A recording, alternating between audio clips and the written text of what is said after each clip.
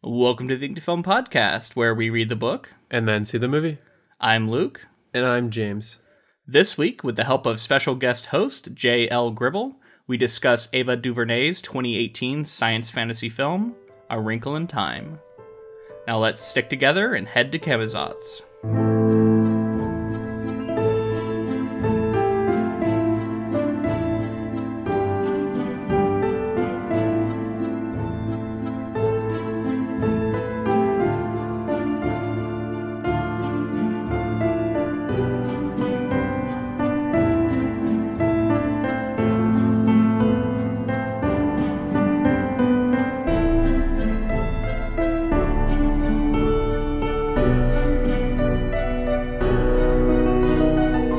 Alright guys, we saw A Wrinkle in Time, and I think we all probably have some thoughts on it, but we also want to introduce our special guest.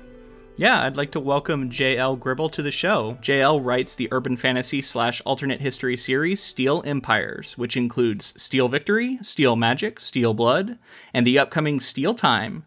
She also blogs about books and movies for speculativeschic.com. Well, welcome to the show, J.L. Hi, thanks for having me. Yeah, thanks for coming on. Definitely. Yeah, so I think the first thing we should start with is kind of how you guys know each other, just in general. Yeah, well, JL graduated before me at Seton Hill, but we've met since, where we were alumni from the same MFA program. The vast connection of alumni. Yeah, it's awesome. It's great. I know so many cool people through that program, so... I wanted to find out, I think I saw Speculative Chic, you did a review of the book as well as this movie? So funny story, I grew up reading Many Waters probably about 1 million times, but when I was growing up, the only copy of A Wrinkle in Time that I could find was the creepy one with the weird centaur dude and the giant head on the cover. Yeah, I've seen that online. I was like, no, this is too weird even for me. And so I never read it. So every year for Speculative Chic, we do a resolution project. And this year I resolved to read the book before the movie came out, which I did. And my review was posted, I think last month sometime. And so it's really interesting coming to that book as an adult when so many other people I know kind of grew up and absorbed it when they were much younger. So I feel like I have a very different perspective on the story in the film since I don't have that intrinsic emotional connection, especially to Meg Murray, like so many other female fantasy friends that I have. I can totally see that. We're coming at it from a similar way in that we neither of us read it as kids. We read it for the podcast, so... recently, and same thing, like I was bringing my modern adult sensibilities to it and having to like imagine what I would have thought if I had read it when I was the target age range and how that might have affected my opinion of it. Definitely. And there's a certain, I kind of wanted to put myself in the shoes of a child when reading the book as well, which I think we tried to do, but also give that perspective of the adult. So I think we kind of did that, and that actually brings us to the film now, where I also, my personal opinion is that's also true here, where it's like it seems to be more of a film geared towards children, which a lot of these type of films are, but you can also look at it through the lens of an adult, and I think it gives a different perspective each way. For sure. Which is why it's so funny that so many reviews that I've seen over the weekend, especially that are so critical of it, seem to be forgetting the fact that this is a movie geared towards kids. This isn't like Annihilation, which was the movie I saw pretty much right before it, which also has incredibly fantastical elements, but is very much an adult film.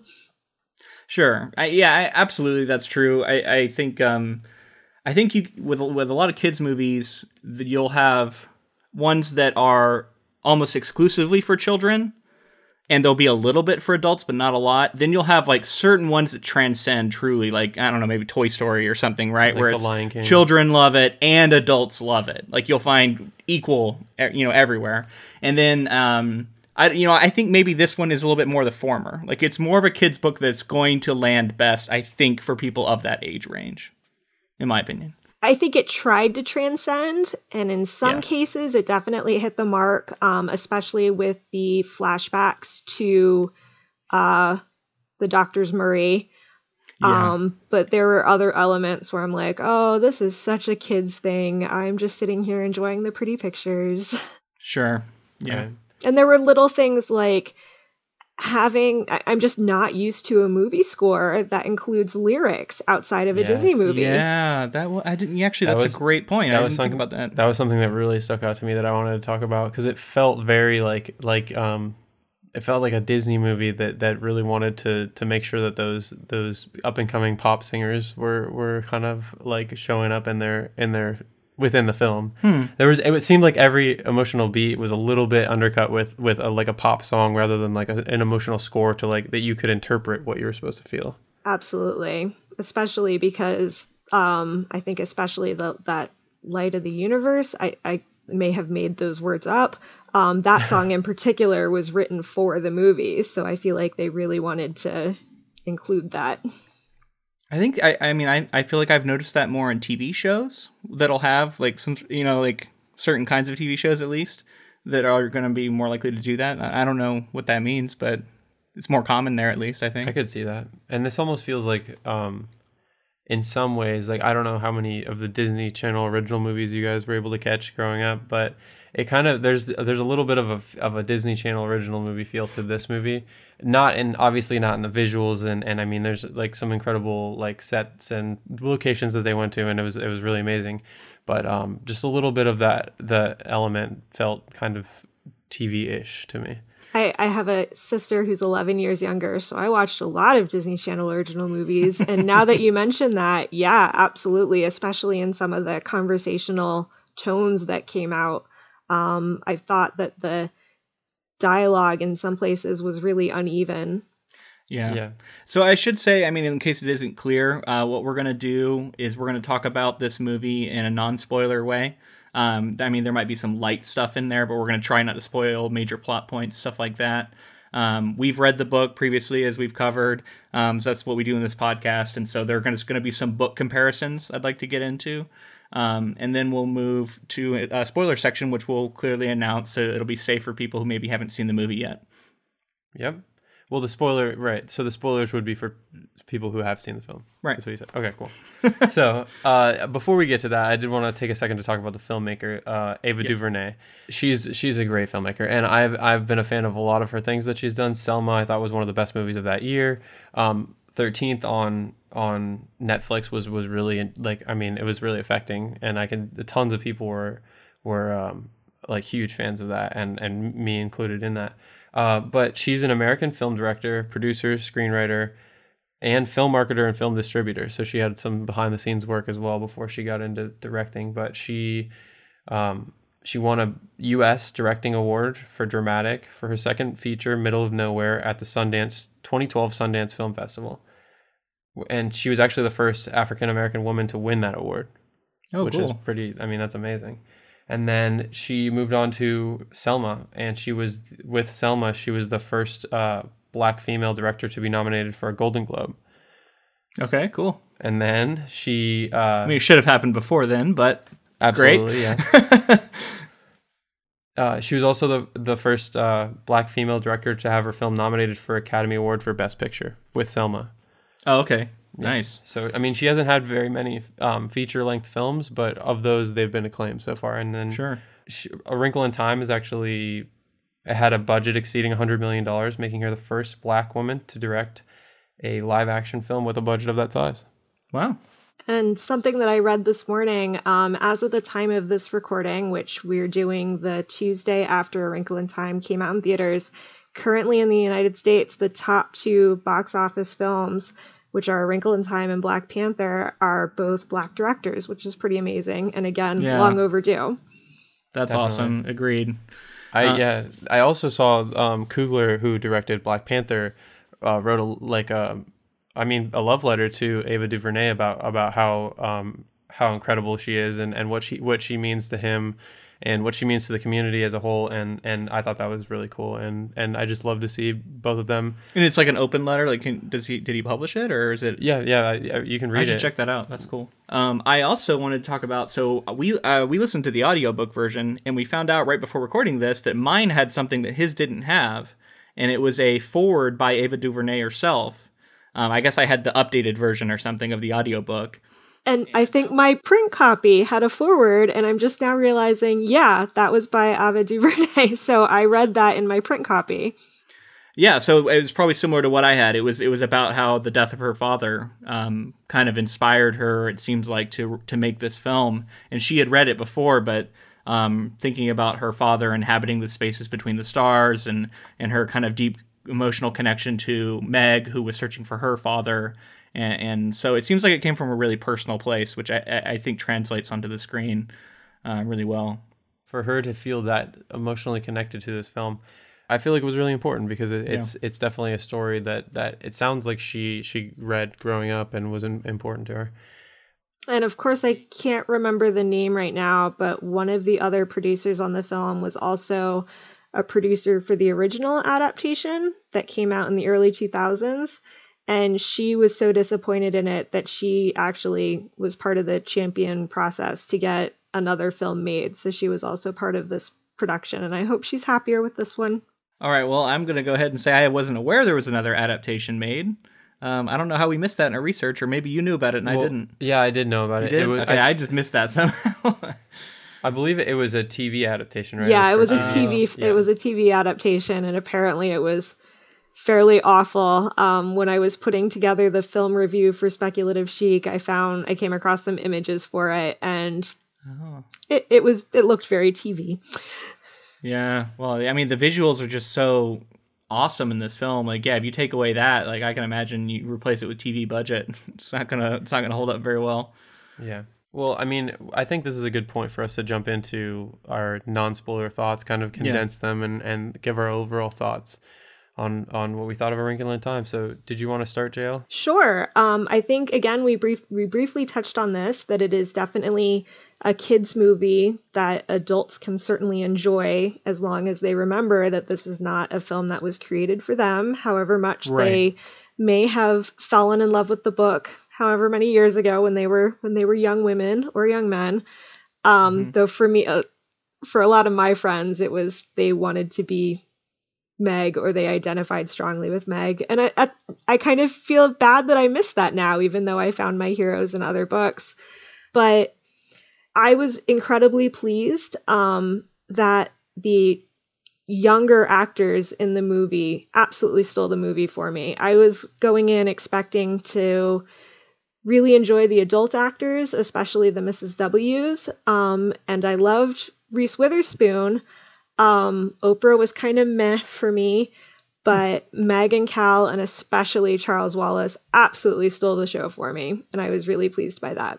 So I agree with you. I ended up being, even through the lens of thinking of how I would have reacted to this as a child, I think I would have enjoyed it more as a child, and I think that goes along with everything that we're saying here.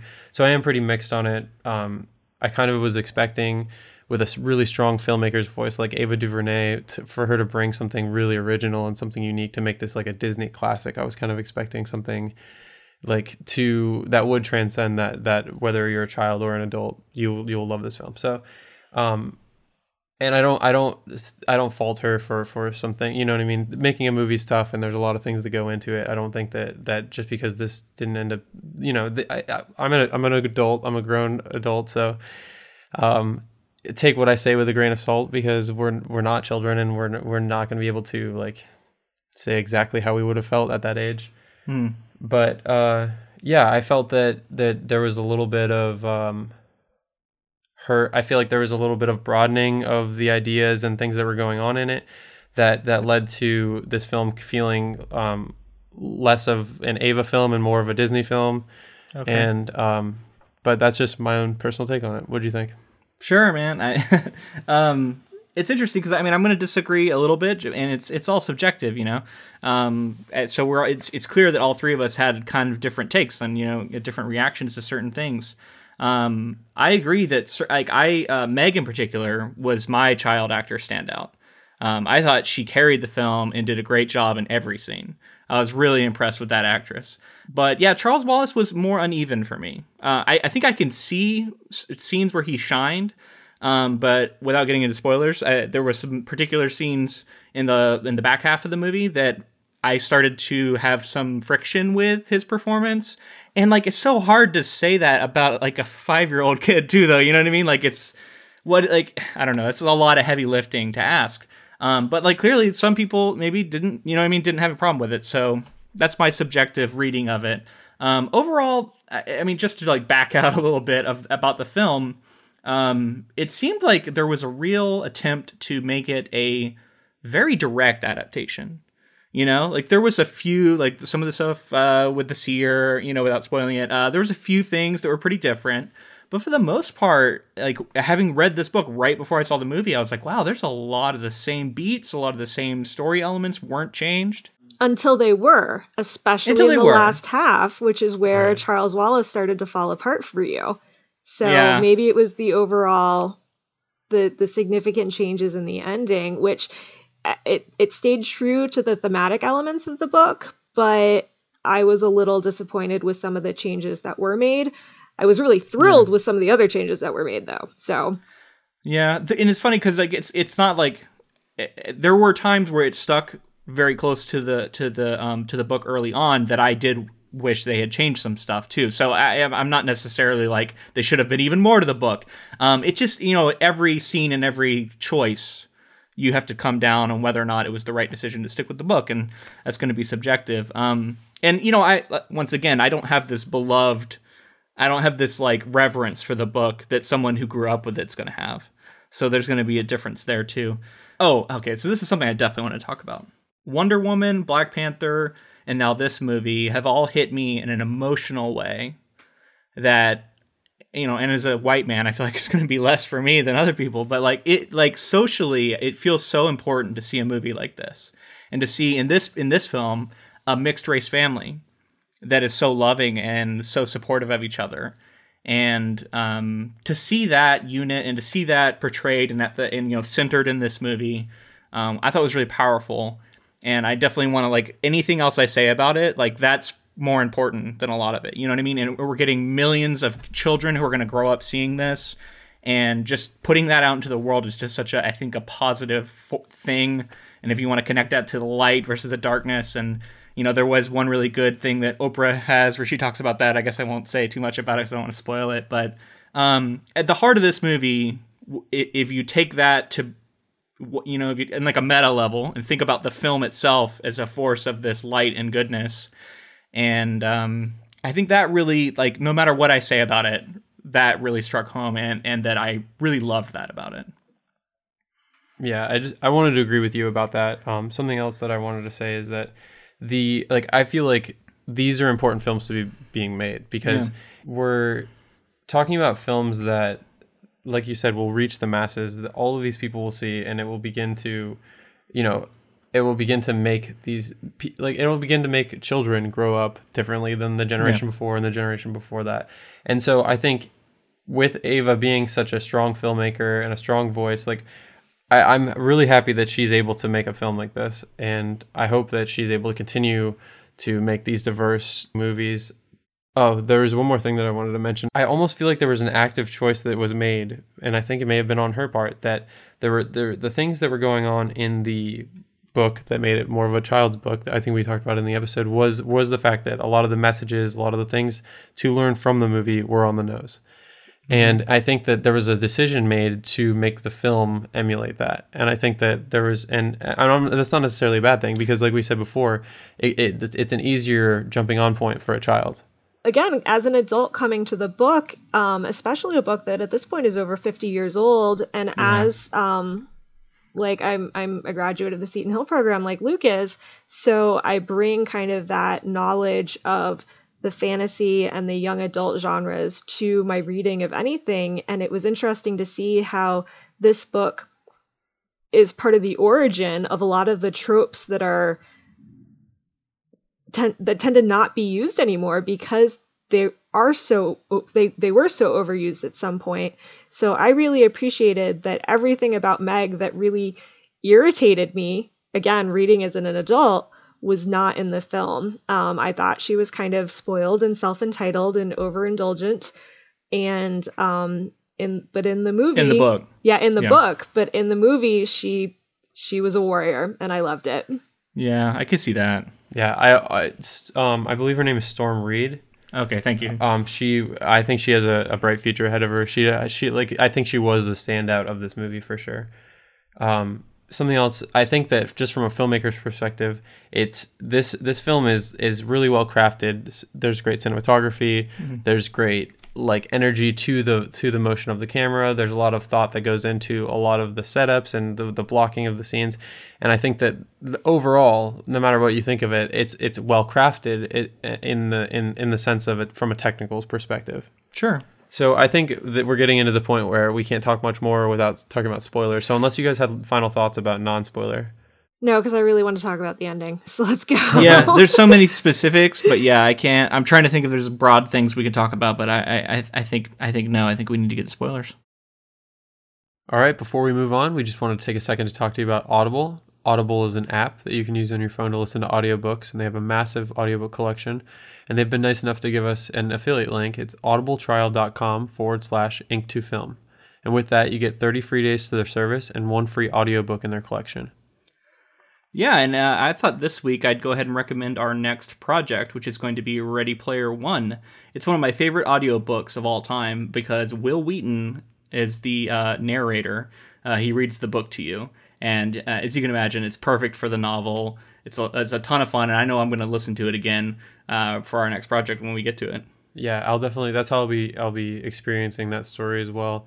I'm excited because I am a fan of Will Wheaton, so it'll be fun to have him kind of read the whole story to you. I hope you enjoy it. I really do. But yeah, if you want to get that copy, all you got to do is sign up to Audible through audibletrial.com/ink2film, and you'll get that for free. And then you'll get free 30 days before you get another book, which is another credit. And then, you can cancel anytime. So we hope you check it out. Give Audible a try. Thanks a lot. So let's jump right into spoilers. Usually we try to move chronologically, so we may do that. But you said you want to talk about the ending, so I don't want to hold you from that. If you want to jump around, it's fine. We're in spoiler section anyway, so... Full spoilers. Yeah. Go for it. Tell us about the ending. Well, if we want to talk about the beginning, I think I mentioned this previously, but the beginning really rang true to me as a modern, updated telling of the story, especially in terms of the incidences at school where Charles Wallace was more involved, which I loved because I love Charles Wallace. That was delightful. And it wasn't really until the ending that I became more disappointed with some of the changes that were made. Yeah, I mean, the kind of fun of the book with the 3 W's showing up and kind of the lightness and the let's go on an adventure vibe translated so well, and they were able to keep that so well. And I think especially for young kids, you're going to get caught up in that and really interested to see what it's like, once you've tested somewhere crazy. And explore that world and just the pure joy of them running down the hills to go talk to the flowers once they get to that point, and this beautiful alien world with the big even looking things coming out of the ground and then when which a good change I think was the even more fantastical, someone called it a lettuce monster. Now I can't stop thinking of it as that, but like a lettuce dragon, like this big leafy dragon. That Reese Witherspoon's Mrs. What's It turns into. I thought it was really cool, and them riding on the back and all that stuff was it was really fun and visually stunning. It reminded me of almost like an Avatar or something flying through Pandora or whatever it is, right? It also, I was literally just thinking they could have so easily made the planet look like Avatar, but it's so distinguished and original that I'm glad they didn't. The very beginning of it took me a little bit to get on board. I felt like there was a lot being thrown at us with not a lot to really. I mean, I guess they were building up the idea that she was without her father, and maybe it's just because we just read the book. But I felt like they were just trying to hit plot points at the beginning, and as we moved through the beginning up until we saw the W's, it took me about that long to get fully on board. Yeah, the movie does change gears when Mrs. What's It shows up, I think. And it's kind of marked. Yeah, and I will say that I don't think I really talked about performance as much other than Storm Reed. I actually did like the almost cartoonish characteristics that they took on, and I guess it's because of the book, because we knew what they were like, how fantastical they were going to be. And it's a little jarring, I feel like, almost in everything to see Oprah, because she's Oprah. Yeah. She's Oprah. You can't get away from... No, if you're a kid, you don't know, but... She was just a really chill, giant Oprah. Yeah.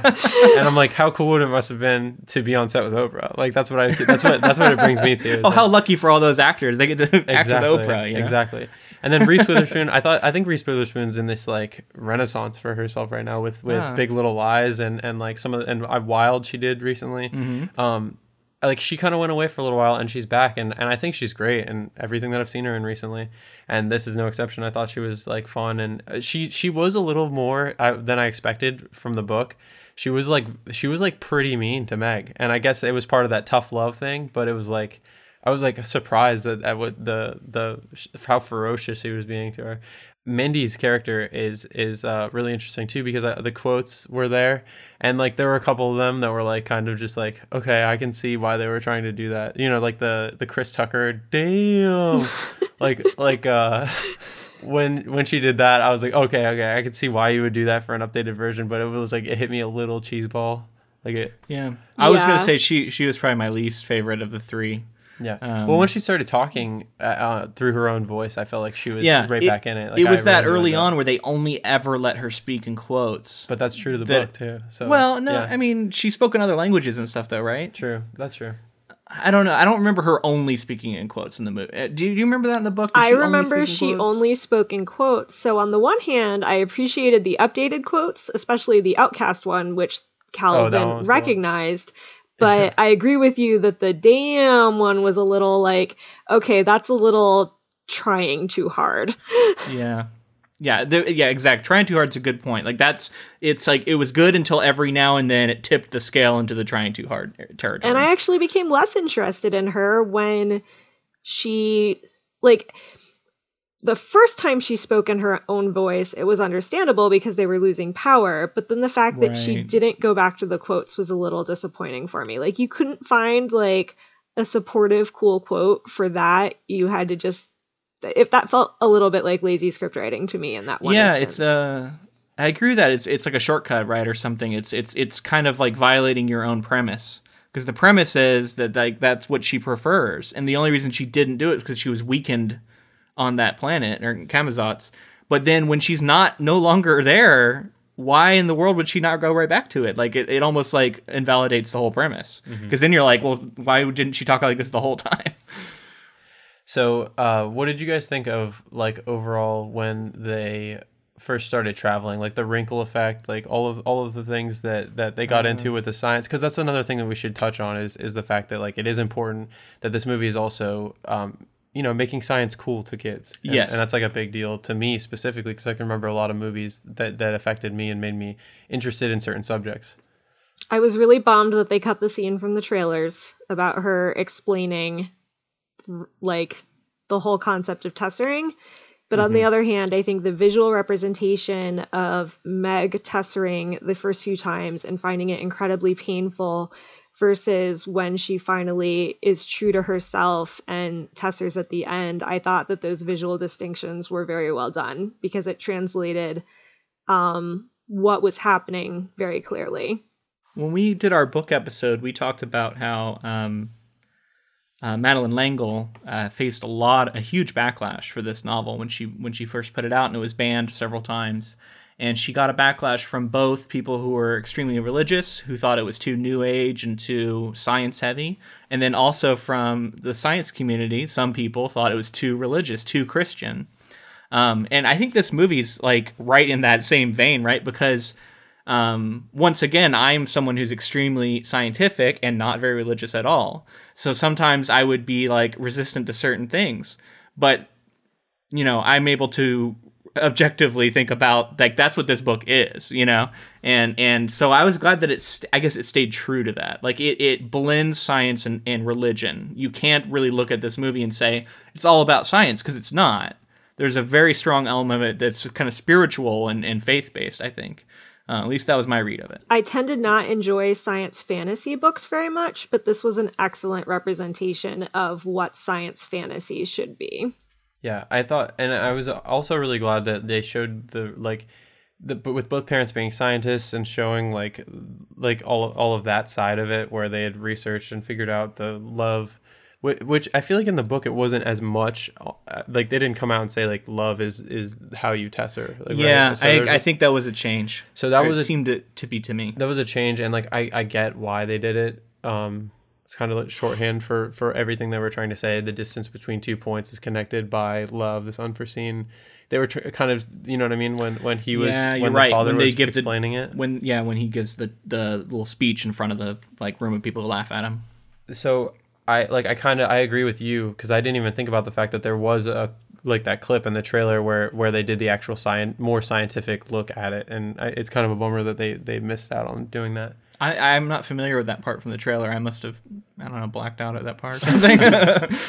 It's when she's holding the string and the ant crawling across the string, but then she brings the two ends of the string together, which is a really awesome representation of what like wormhole theory is. So yeah, it's almost straight out of the book as well. It's that diagram that was in the book. Yep. Yeah, I think in the book it's like her dress or something. I think they fold her, she folds her dress and stuff. But yeah, it is explained in that way, for sure.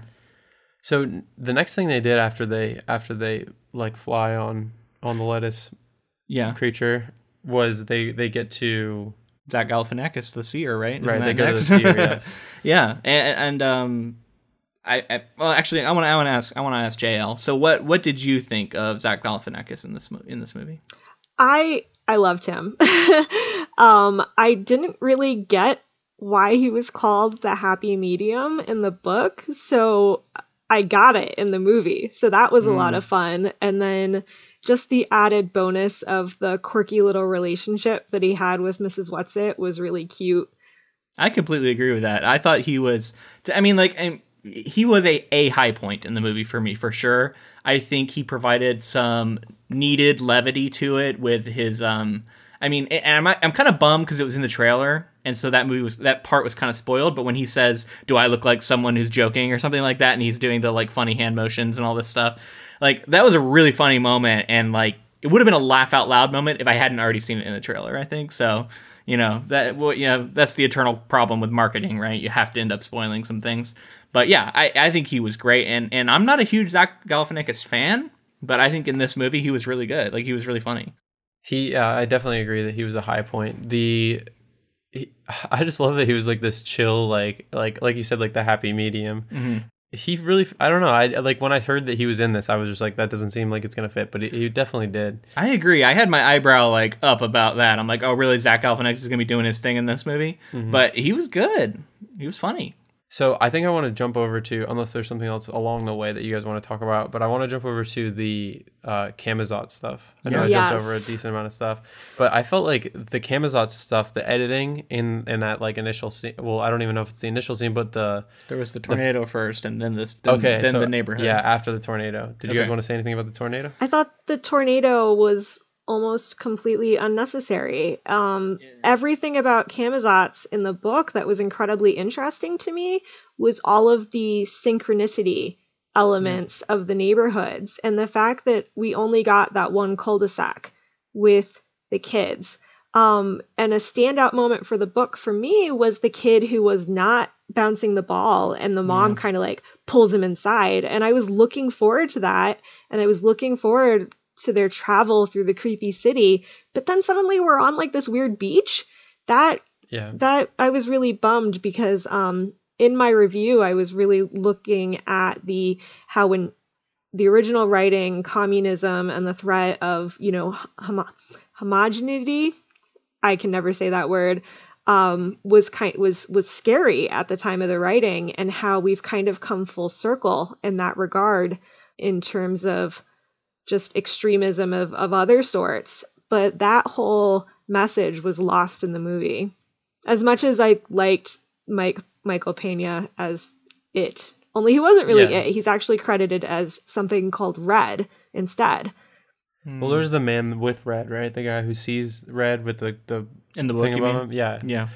So I think he was supposed to be something of that. But I think Michael Pena is like, everything I've also seen him in recently, he's been great in. Like he's just like like in Ant-Man. Oh yes, he was my favorite part of Ant-Man. Yeah. So yeah, just riffing on what you were saying, JL. I think the Camazotz stuff, I had to view it through the prism of the book because it is one of my favorite parts of the book, and so because of that, some of the changes I think were going to be jarring to me because I agree, and it seems to me that if you're a kid watching this movie, you don't feel that there are a bunch of people who are trapped in the darkness or and being manipulated. Because when the neighborhood dematerializes and when they go to the beach and no one responds, it felt very much to me like these weren't real people. These are like just act like a representation of people who can just disappear at a moment's notice. So it's much less of like a population being subjugated and repressed and all that, which is what you got more in the book.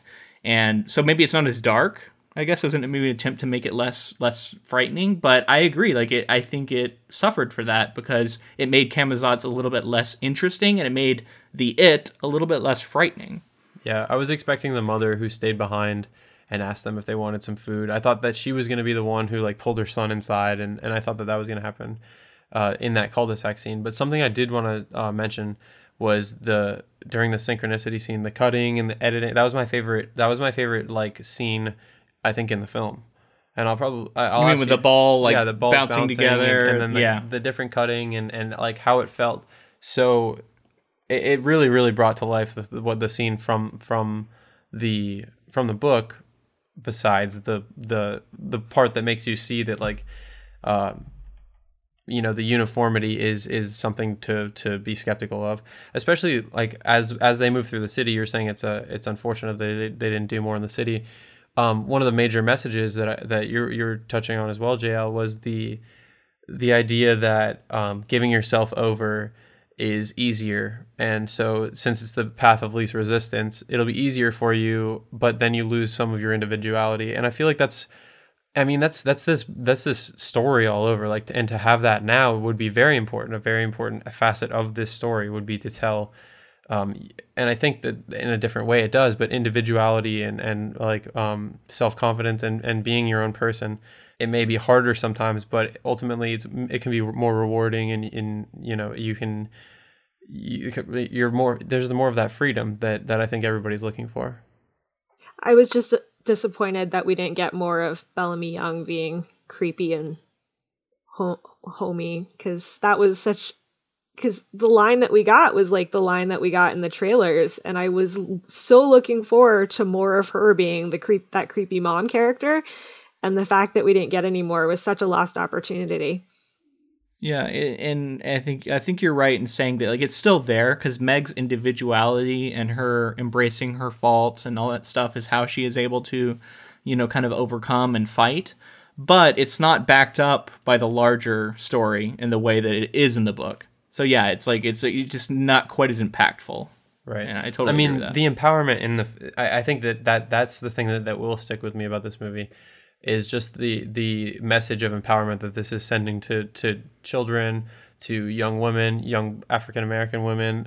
Sure. It's a really important film there's some much needed diversity in here. Before we move too far past Oprah, I just wanted to get in something I thought about with her. I can totally see why you would have kind of a meh reaction to her, JL. And for me, it was the same kind of thing. Like I was of two minds. One mind was very focused on the fact that this is Oprah, and then the other was like, if I didn't know who this person was, and I was just watching this performance, she actually does a great job at being very wise and being very kind and kind of, dare I say, grandmotherly, not to be insulting, but like in a great way. I think if I was a kid who didn't know who Oprah was, I would have been very drawn to this actor and in the performance. So it's almost she falls a little bit prey to her own reputation and her own stardom. That's a really good point. I think she just oozes that like even if you were a child and didn't know who that was, yeah, that's an important person. Right. You know what I mean? Like she oozes like a magnetism that like everybody knows that like that's, she's obviously. And how great, like I love that decision to make her really giant. Yeah. Too, because that made her like, that also added to that, right? Like she was very different because she was giant and the other two were like very like, oh, like. Well, and I think that was there was a great opportunity in there for Oprah to I've said before in the book and in the film, some of the messages are on the nose, but it's easier for a child to get on board. But Right. there was something mentioned about size, and I think Reese Witherspoon's character said something about how large she was, and then Oprah came back with a great comeback about how, like, is there a certain size that's, do you know what I'm talking about? And I think that was supposed to be about what's the right size or something right, like something like that. said. So it's just like, I think that's a great, come on, I mean, like, that's like that's a perfect use of like an Oprah empowerment moment, you know what I mean? Because there is no, what is the right size? Yeah. I also wanted to touch on, before we move too far past it, there's when she's describing the darkness, and that's, I think, also a high point for Mrs. Witch. And they're doing the cuts to show the different people who've been affected by the darkness. I loved the particular standout for me was the bully.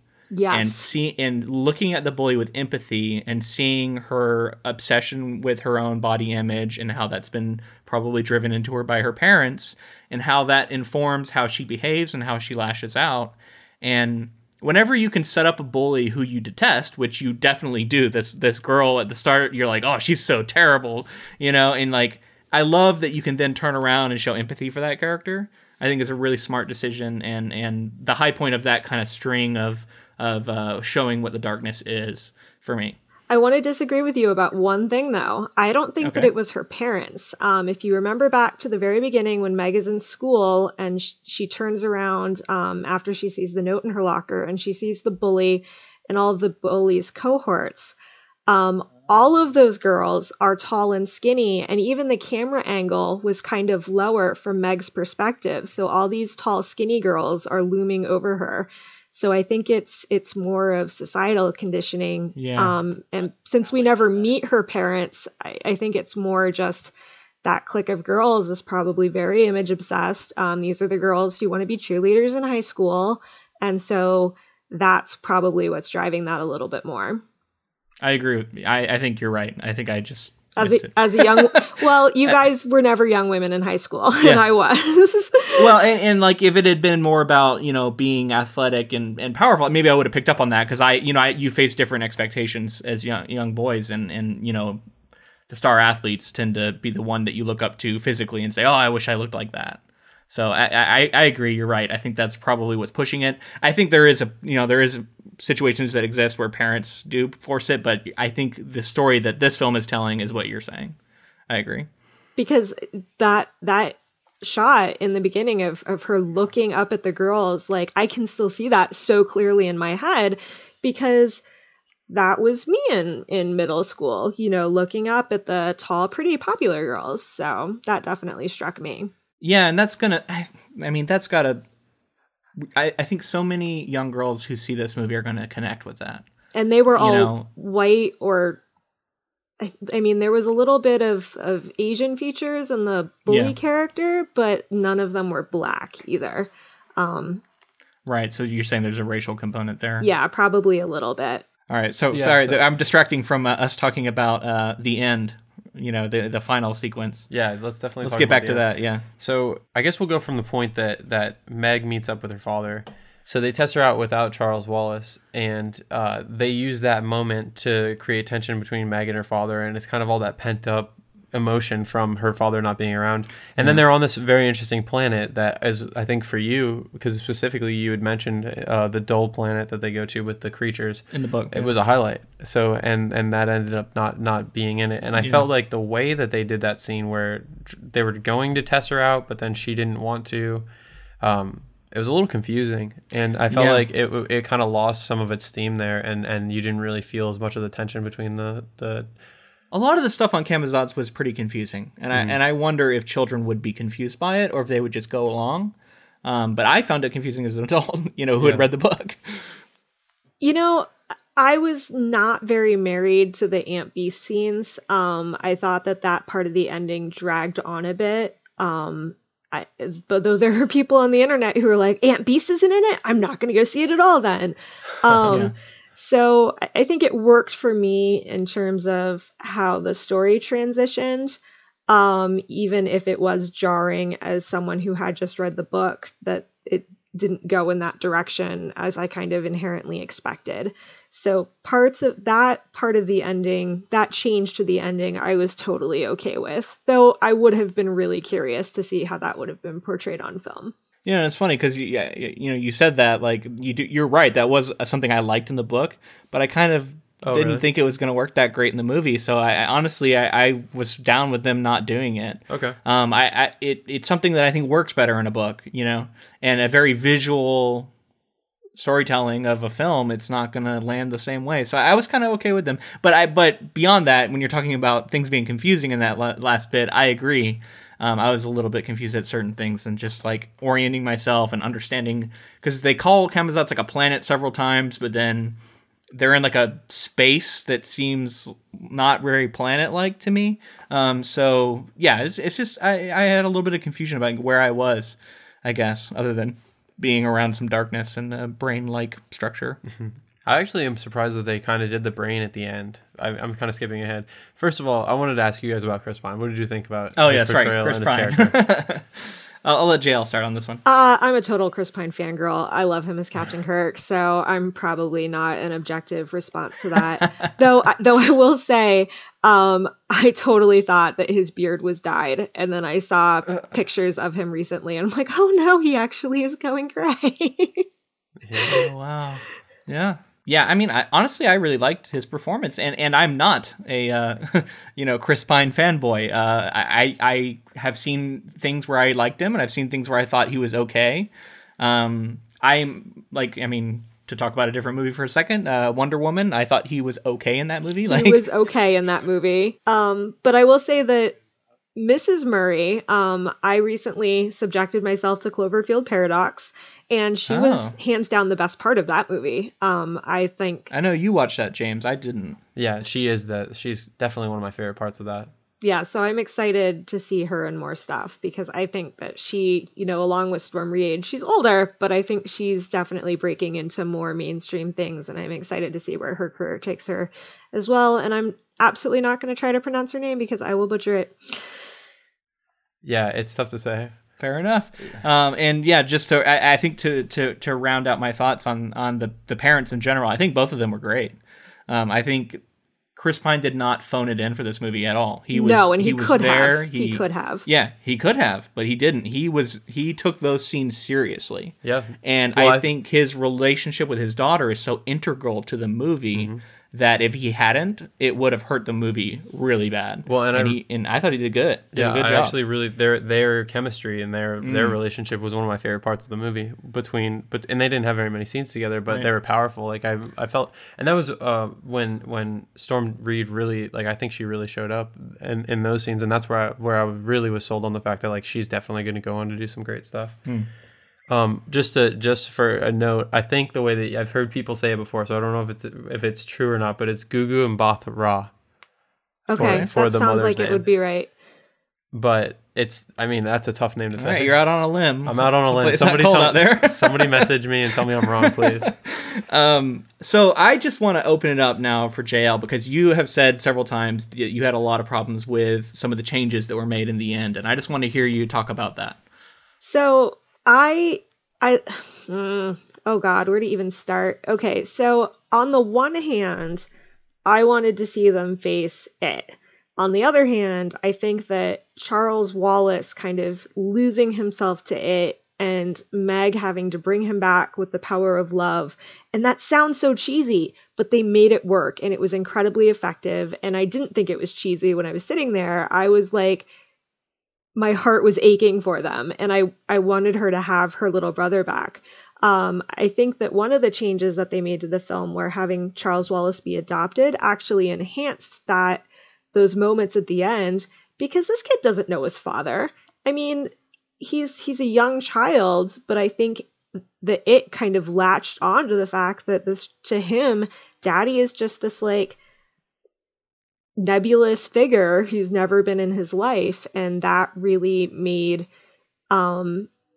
his conflict with Meg more powerful to me. Yeah, I think you're absolutely right, and I can't believe I didn't mention that earlier, but I also love the change of having him be adopted.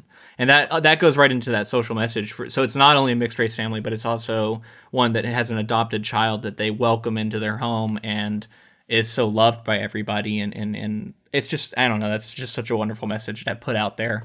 And so I completely agree on that. I think for me, and this is a very subjective thing, a lot of the Charles Wallace stuff that didn't land for me was when he was kind of possessed by it. And I felt like in the book, he says a lot of creepy things. Like, you know, the way he talks to his sister, hello, dear sister. And it's very different than how he normally speaks and all this stuff. And they kind of went that creepy route, whereas I just remember him shouting a lot. Yeah, he was just kind of shouty and a cranky. 5-year-old shouting is something that I struggle to take seriously. You know what I mean? Because in real life, you just kind of go, either it's annoying or it's laughable, but it's a 5-year-old shouting. And he's so cute that even when he's shouting, I'm just like, oh, look how cute he is. You know what I mean? And then he's throwing Meg like against weird stone outcroppings, and you're like, oh, yeah. He's a shouty 5-year-old with, you know, with telekinesis. So is he? Right. So it was possession, but it wasn't like creepy exorcist possession. It was fake movie possession. Yeah. So I don't know what could have been done. The actor, I think, was really good at being cute and likable in a precocious Charles Wallace way, and that's why he was cast. You know what I mean? Like, that's what the character is. He kind of nailed all the like wise beyond his years stuff. Yeah. Like I think he did a really good job during all of that, and being like, and just being like, let's go, kids. Like, dude, you were like basically a toddler, but it's just adorable when he says it, and I loved it. Mm-hmm. Yeah, and it's just, I mean, he clearly excelled at that, and then you take him and you try and do this turn, and that's just really tough. That's tough to ask, and it's tough for a cute kid like that to, like, maybe there could have been something done with CGI other than just kind of the crack of lightning that was kind of on his face, but something to make him look less cute and, I don't know, like, recognizable. Yeah, because he was still kind of cute. Yeah, and I think that maybe is what was affecting me. Like, I just couldn't get past that he was this little 5-year-old kind of having a tantrum and still looking cute as hell. So, So okay, I think a character and something that we haven't even talked about that we should is Calvin in the love story. Oh yeah, yeah, and I loved it because you see the reverse of that so much, where the girl just follows around the boy hero and talks about how cute he is and how strong and powerful he is, and to have that reversed, it was done so effectively, and I loved it. And I think that's so important for kids to see, that it's not one-sided, or that it doesn't have to always be the opposite. Yeah, I mean, I think that's perfectly said. I think if I was gonna break it down to a crass book comparison, I thought it worked better in the film. I think I had some issues with the Calvin character in the book. I thought there were times that he said things that maybe weren't creepy in the 60s, but to a modern reader struck me as kind of creepy, and like the way he was kind of very forward with Meg at certain times, and just certain things that didn't strike me well in the book, and I thought they cleaned up a lot of that for the movie. Especially since in the book he's 12 or she's 12 and he's like 15 or 16. Oh yeah, you're right. And that makes it even creepier. Yes. So it was much more effective in the movie, and they definitely took out some of the creepiness while retaining the important elements of it.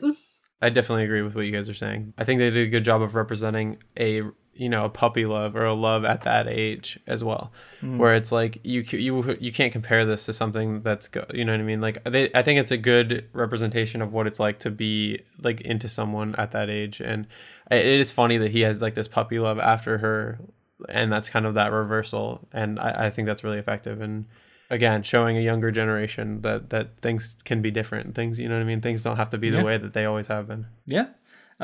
Seemingly. Yeah, and I guess I have to pick a little bit of nits here. And just for me, he was a little bit boring.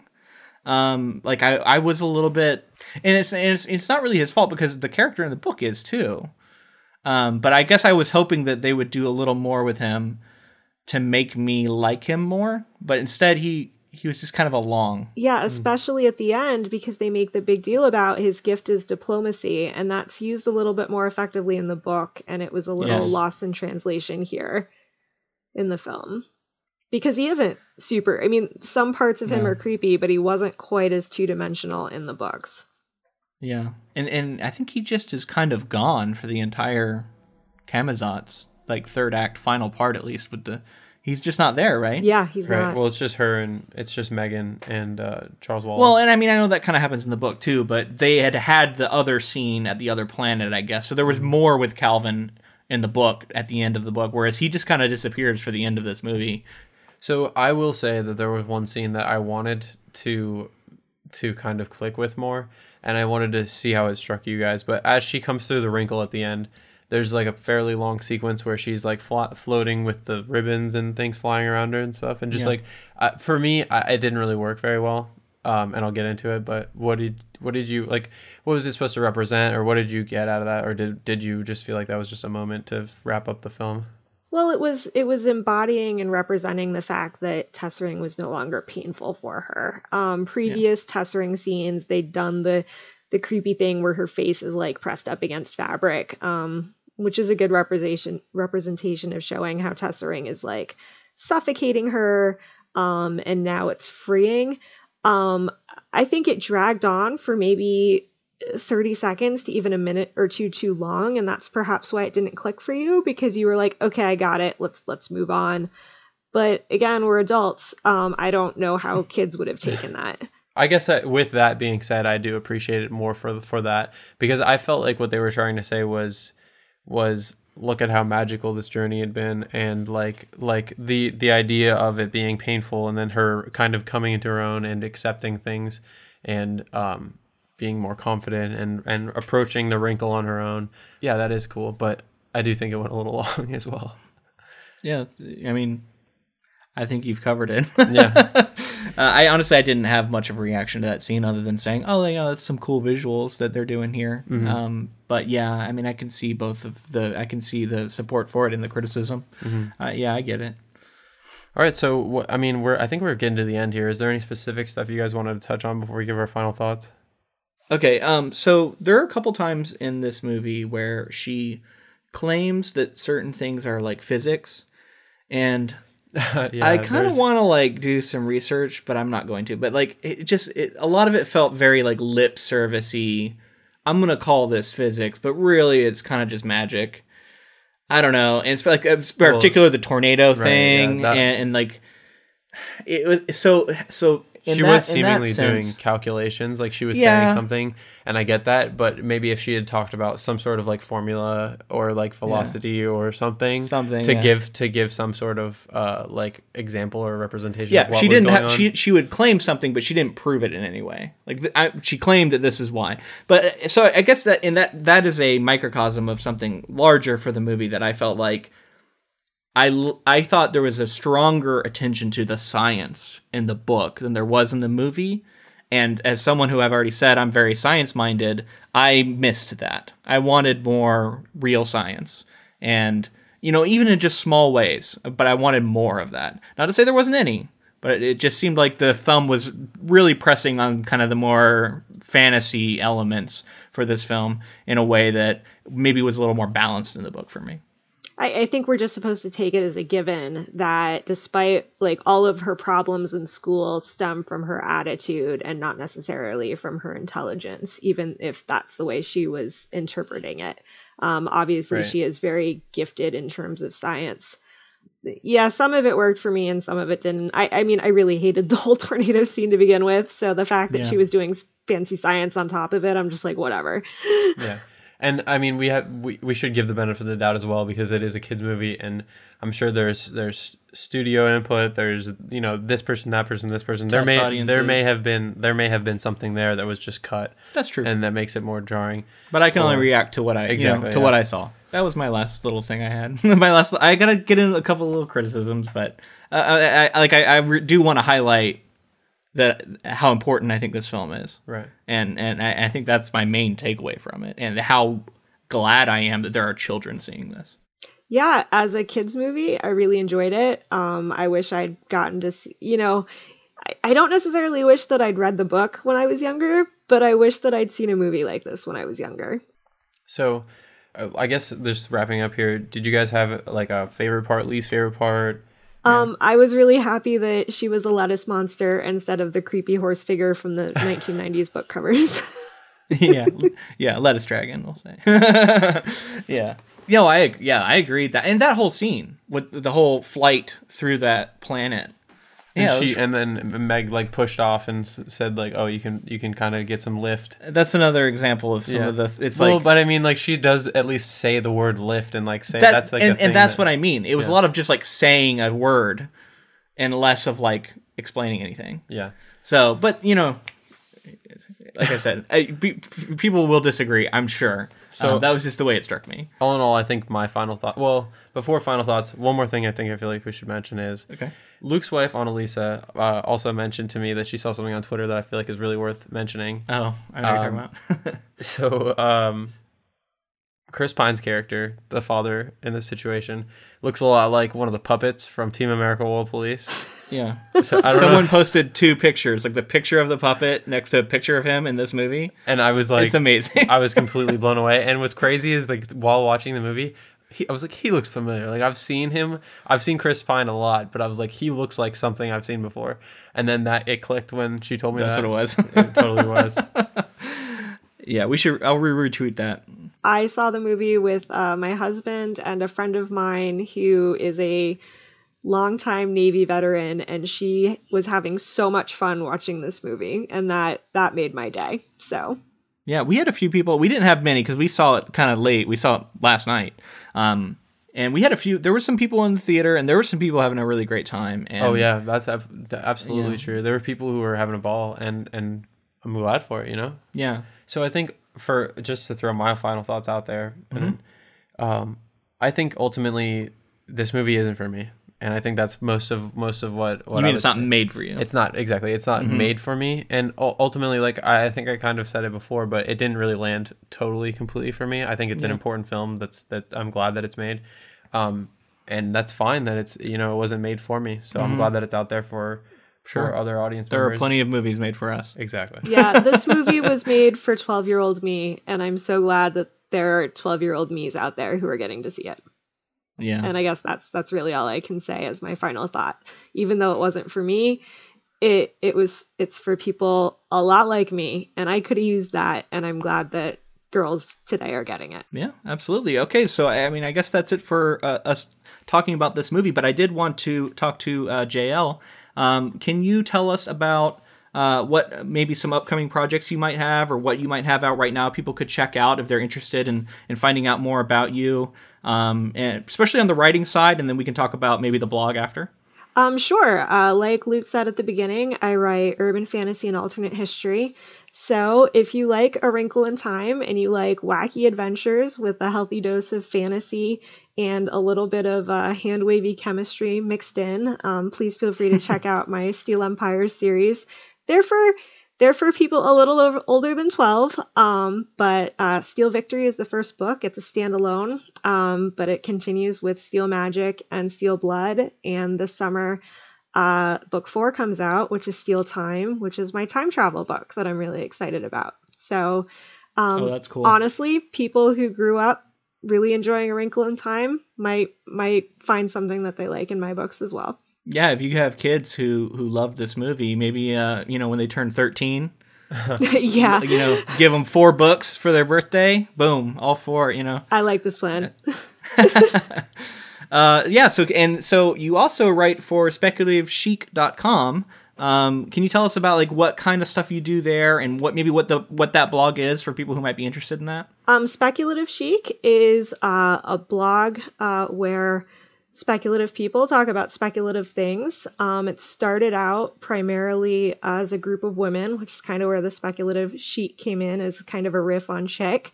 But we are open to everybody. We have male contributors as well.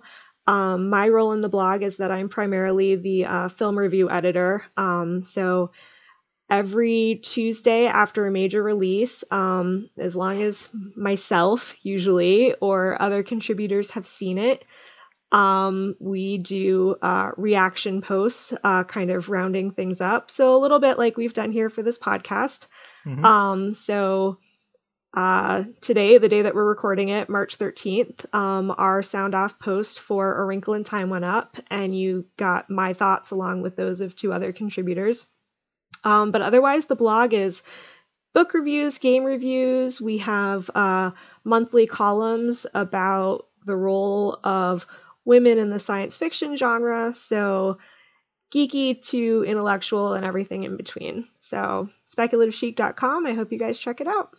That's awesome. And if you are a listener to this podcast and you're curious about it, JL actually did an interview with us that is going to be, when is that going to be posted on there? That will go live on my blog, I think either later this week or next week. So either by the time this podcast goes live or soon thereafter.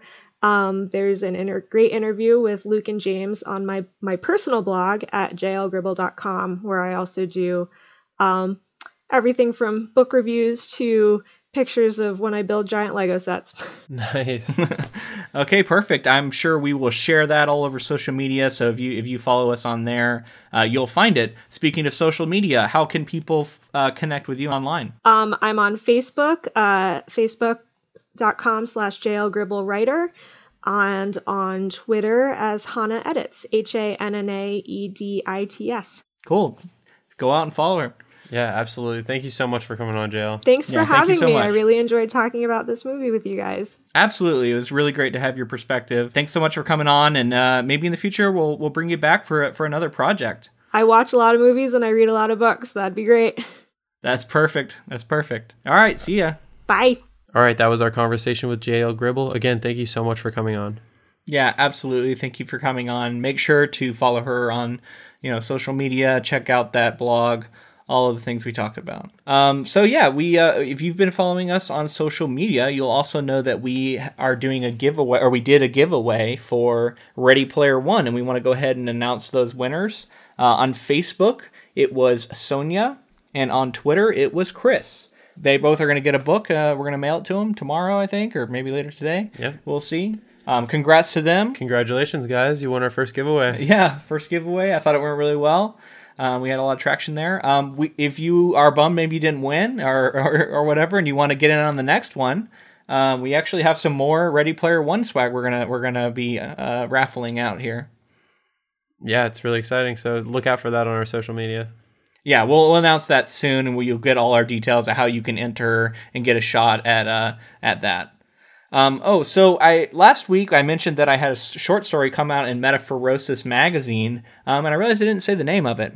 So I want to go ahead and say it is called Always Dawn to Forever Night. It is a story about a young girl who travels through kind of a fantasy land where every place she goes is locked into a certain time of day.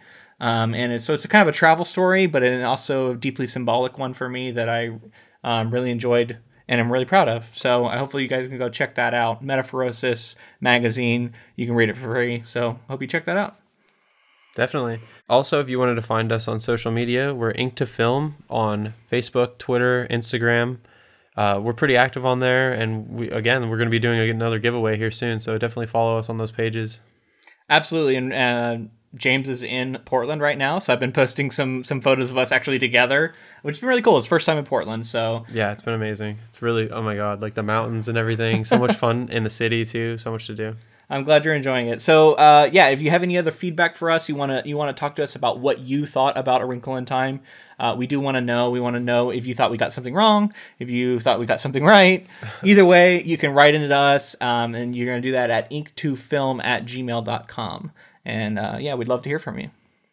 Definitely. And make sure to subscribe to our, wherever you get your podcast, make sure to subscribe, whether it's iTunes, Spotify. We've been doing pretty well recently. Yeah, Spotify. You can follow on Spotify. Follow on Spotify. And make sure to rate and review, because that really does help out the podcast. Absolutely. And tell somebody about it. If you know somebody you think, if you enjoy it and you think, oh, this, so-and-so would probably really like this, do us a favor, tell them about it. Yeah. Word of mouth is the best way to spread the word. So absolutely. That would be a huge help for us. All right. And lastly, again, we just want to say thank you to JL for coming on. It was a lot of fun. Yeah. And we'd also like to thank Audible for giving us an affiliate link. It's audibletrial.com/ink2film. You go to that and you can get, you can sign up using that and you'll get a free book and free 30 days.